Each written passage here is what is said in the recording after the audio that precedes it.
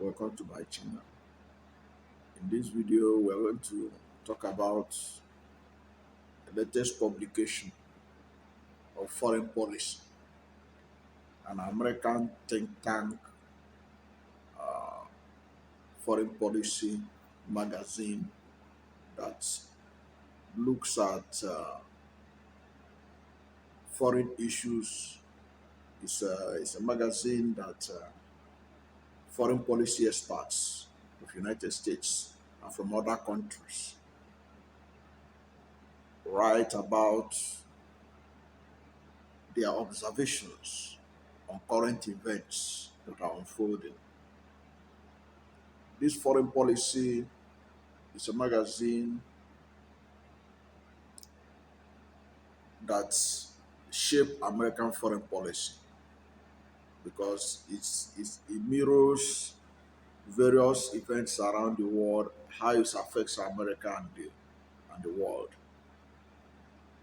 And one of the issues that was dealt with in this month, it was published on 6th July, was about Nigeria's upcoming presidential election.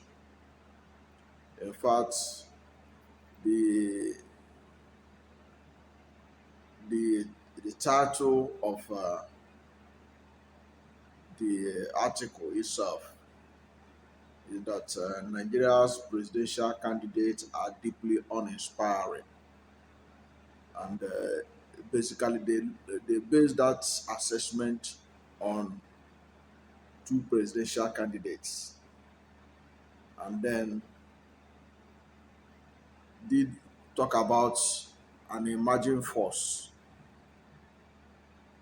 that is very inspiring. So the foreign policy edition dwell on the presidential candidates of the People's Democratic Party, Alhaji Atiku Abubakar, the presidential candidate of the All Progressive Congress, as well as Bola Ahmed Tinubu, and then the presidential candidate of Labour Party, Mr. Peter Obi. There was nowhere in that foreign policy analysis that the foreign policy magazine talked about one person. He was not in the picture at all. In their analysis, they just like what Bloomberg did. Bloomberg is another American policy influencer that has discussed Nigerian upcoming presidential election. He basically summarized the whole situation that the two candidates of the two major parties in the country, PDP and APC, left much to be desired, and that they have a lot of baggages that made them to be uninspiring. And they are particularly surprised that in a country of over 200 million people, that these are the characters that could emerge to take the top job in Nigeria. So they were basically surprised. The only inspiring thing they discovered was that Peter Obi is in the race, and Peter Obi inspires hope. So they now analyze the individual candidates and what they have to offer, what they know about them. When they looked at former Vice President Atiku Abubakar, they noted that he is a man who has been contesting for president for a long time, and that he's an elderly person, that he is in his 70s. He's 70 years, uh, he's in his 70s and all that, and that he has a lot of baggages and issue of corruption. And they also noted that he's not in good relationship with his former boss, President Olusegun Obasanjo, and that President Olusegun Obasanjo had classified him as not fit to hold power because he's a kind of a dubious person who cannot be trusted with power. That's one of the things they noted about him. What Obasanjo said about him, that he cannot be trusted with power. Is not an, a trustworthy person that should be allowed to hold power. And they also noted that he has challenges of corruption allegations here and there at home and abroad, that people view him with suspicion of corruption. And they noted that even in the United States, there have been links. There are some corruption issues that are linked to him, and that they say that there's a visa ban against Atiku Abubakar, and they noted that that visa ban has restricted his going to United States of America, and that the last time he went to United States of America was in 2019, and that was because former President of United States Barack Obama, I'm sorry, Donald Trump administration granted him a waiver with which he came to America, and when he came, he stayed in in a hotel that was owned by Donald Trump. And since Donald Trump lost out in the election, the U.S. election, that Atiku Abubakar had not made any other effort to try to visit the United States. And they concluded that there are some people who look at Atiku Abubakar's quest to be president of Nigeria as an opportunity for him to have immunity, to be able to, to get diplomatic immunity, to be able to move around as he wanted, and that these are some of the handicaps that he has, which doesn't present him in a good light to inspire hope if he emerges as president of of Nigeria. So those are the challenges, some of the challenges they pointed out that shows that look, this guy is not a somebody that America and the rest of the world should have hope on his presidency. So his presidency was, he doesn't inspire confidence, he doesn't inspire hope as far as the United States and and the rest of the world are concerned because of the kind of baggage he's carrying. Then after that, they also looked at Aswaji Bola Ahmed Tinubu. One of the things they talked about Aswaji Bola Ahmed Tinubu is that he's a strong man of Lagos politics, and that but he has not run Lagos transparently. There are a lot of issues of corruption here and there. He's running of Lagos, his firm grip of Lagos politics. Things are not done transparently. Then they say that he's also very old, that even though he claims to be 70, that many of his opponents believe that he is about 80 years old. And then they made mention of his sickness, how how he was not he wasn't coherent in some of the videos of him on campaign trail, and on how it's, his body used to shake and all that. They took cognizance of all those, and then they concluded that look, he's also not inspiring. But like I told you, they were also particularly surprised that how could a country of 200 million people, these are the people they found fit to go for the top job in the country. Then when he come to the issue of Mr. Peter Obi, they look at Mr. Peter Obi. They say he inspire hope that he is the presidential candidate of the Labour Party, and the Labour Party was formed in 2002, and it wasn't a party to be reckoned with at all. But not since Peter Obi joined the party has come into prominence, and that he has galvanized the youths and the women, and that people are looking with his campaign, which was like a reminder of Barack Obama's campaign in the United States, that it inspires hope, it inspires uh, participation, that people who were hitherto not interested in politics are getting involved.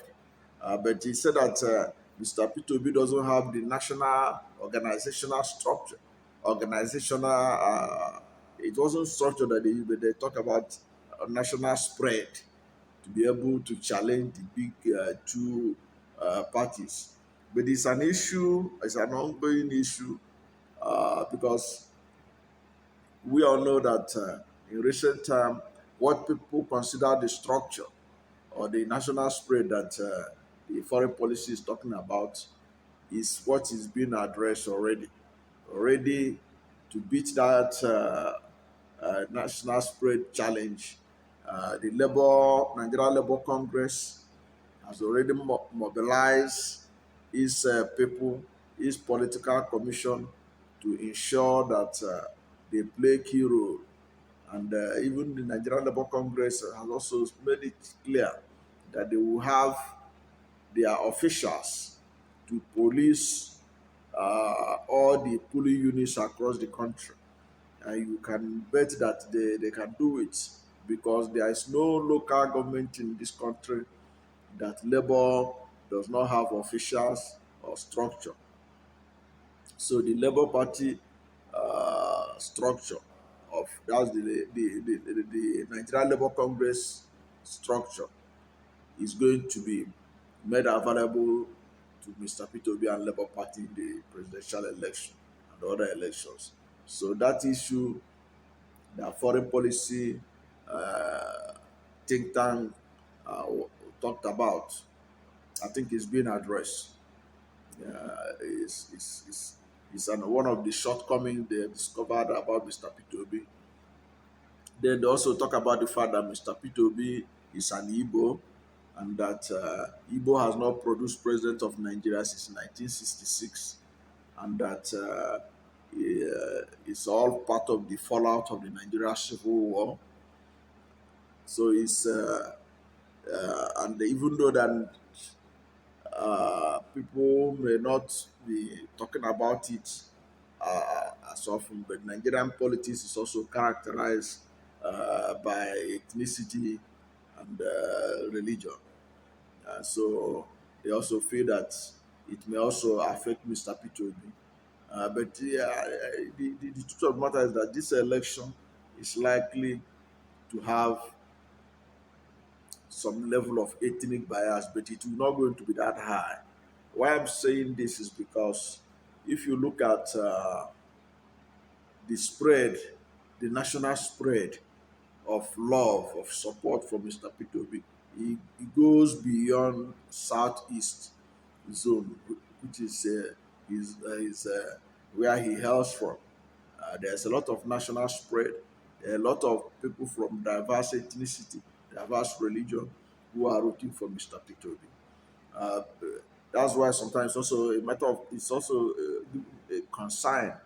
The recent statement by Governor of Lagos State, Sanwo-Olu, when he said that Yoruba people should see the candidacy of Asiwaju Bola Ahmed Tinubu as a priority. What he was trying to say, which was uh, which was widely circulated in the media, is basically to tell Yoruba people that they should vote Tinubu because he's Yoruba. It's not because Tinubu has any other thing to offer, but that they should just vote for him because he's Yoruba. I know a lot of Yoruba people have rejected that. There are many Yoruba people who are very fair-minded people who have considered the fact that after 8 years of Obasanjo as president and 8 years of Professor Yemi Osibanjo as vice president, that it is fair that the next president of Nigeria coming from southern Nigeria should come from the southeast. Even the leader of Afenifere, Adebanjo, he has thrown his weight behind Mr. Peter Obi, and he has officially endorsed him as the presidential candidate that Afenifere endorsed, which is fantastic. It shows that despite the ethnicity that the U.S. foreign policy people are looking at that may affect Mr. Peter Obi's candidacy or presidency, uh, there are some people in the country who are fair-minded, who are objective, and who, based on principle of fairness, justice, and equity, believe that the next president of Nigeria should come from the southeast, and that Mr. Peter Obi fits the bill to be that president, and uh, and some of them are Yorubas, so it doesn't. It's not entirely accurate to assume that excuse me, to assume that ethnicity is going to be a major hindrance to Mr. Peter Obi, but you cannot rule it out totally. But the truth is that Mr. Peter Obi's candidacy and mandate is a pan-Nigerian mandate and pan-Nigerian project. Yeah, you can see people like former head of state, uh, Chief Chief Obasanjo, Olusegun Obasanjo. He is one of those who are doing subtle work to ensure that other Nigerians embrace Mr. Peter Obi as as fit and capable person to be the next president of Nigeria in 2023. So those are some of the observations they made about Mr. Peter Obi. And then they said that uh, if Mr. Peter Obi can be able to beat this challenge of national structural issue, and that if he is to win, it will be a victory and a triumph of mass mobilization, grassroots mobilization. So he said that it will be a triumph of grassroots mobilization if Mr. P2B wins this election, because from their own observation, there has been increasing mass mobilization, grassroots mobilization being done by supporters of Mr. P2B.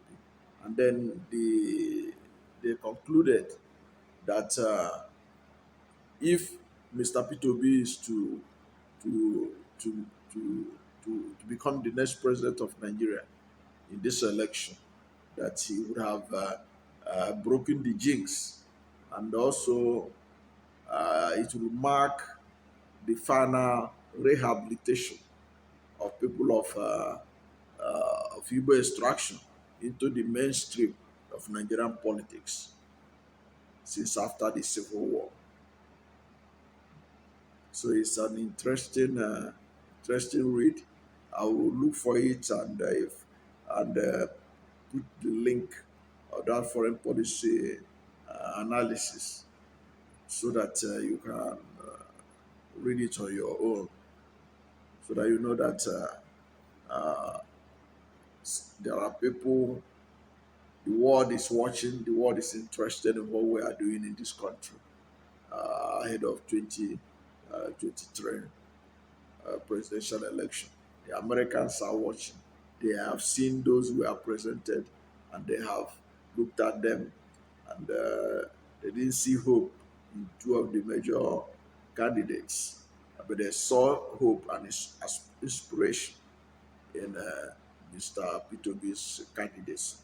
which according to them, it's like a reminder of Barack Obama's presidential bid in 2008. Thank you for watching this video. And please, if you have not yet subscribed to my channel, subscribe to my channel. Hit the subscription button. Hit the notification bell. When you subscribe to my channel, anytime I have a new video, you'll be among the first to know. God bless you.